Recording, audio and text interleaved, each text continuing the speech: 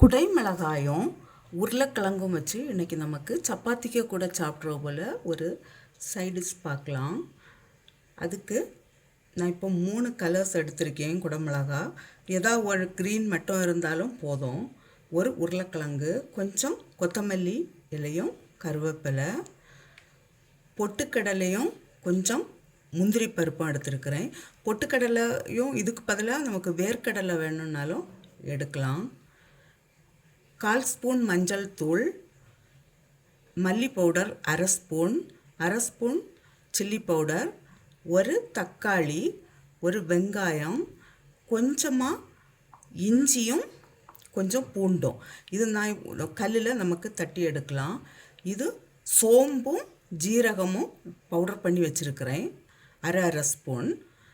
இப்போ நான் இதெல்லாமே பவுடர் பண்ணிட்டு வரேன். இது இவ்வளோ பவுடர் பண்ணுறேன். இதை இடிச்சிட்டு இதெல்லாம் கட் பண்ணி எடுத்துகிட்டு வரேன். இப்போ எல்லாமே கட் பண்ணியாச்சு. முந்திரி பருப்பும் பொட்டுக்கடலையும் பவுடர் பண்ணியிருக்கிறேன். இப்போ நமக்கு செய்கிறதுக்கு ஸ்டார்ட் பண்ணலாம். இப்போ ஸ்டவ்வில் நான் ஒரு பேன் வச்சுருக்கிறேன். கொஞ்சம் ஆயில் விடுறேன். ஜீரகம் போடுறேன்.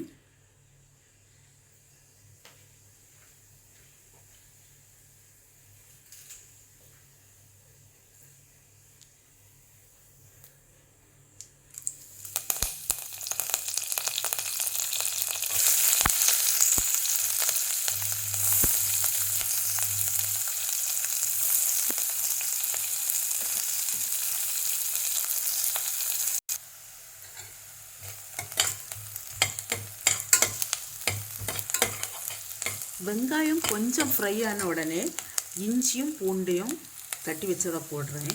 இது இப்போ டேஸ்ட் இருக்குன்னா அது போட்டுக்கலாம்.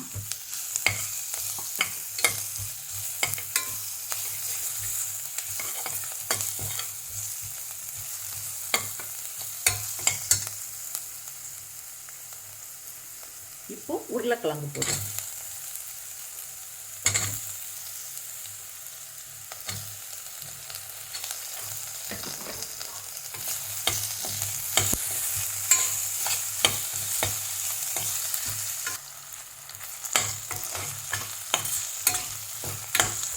உருளைக்கிழங்கு கொஞ்சம் வேகட்டும்.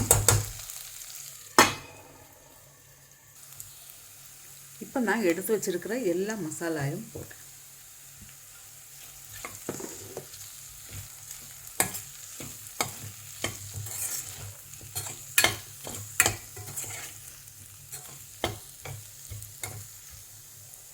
இப்போ தக்காளி போடலாம்.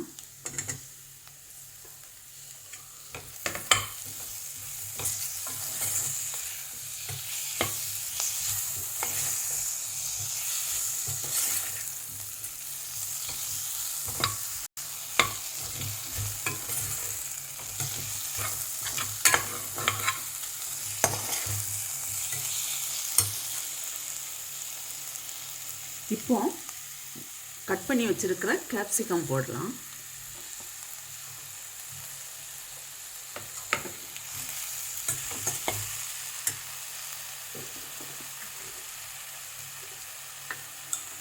தேவையான அளவு சால்ட்.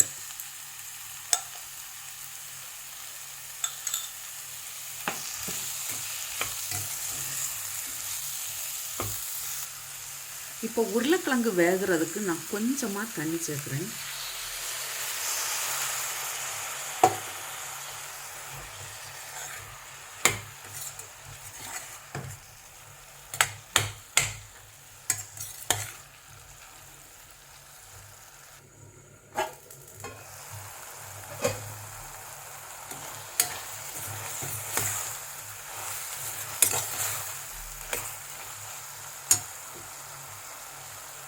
இப்போ நம்ம பவுடர் பண்ணி வச்சுருக்கிற பொட்டுக்கடலையும் முந்திரி பருப்பும் போடலாம்.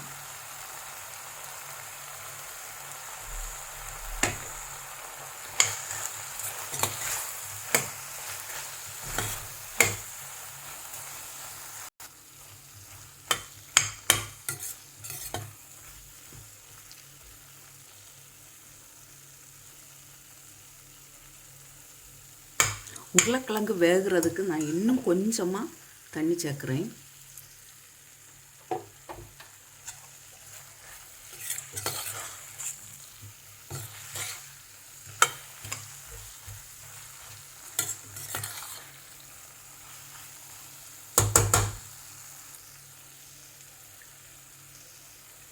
இப்போ உருளைக்கிழங்கு நல்லா வெந்தாச்சு.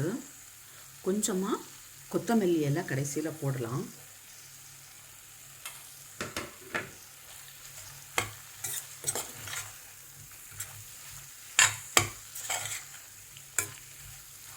நான் இப்போ ஸ்டவ் ஆஃப் பண்ணுறேன்.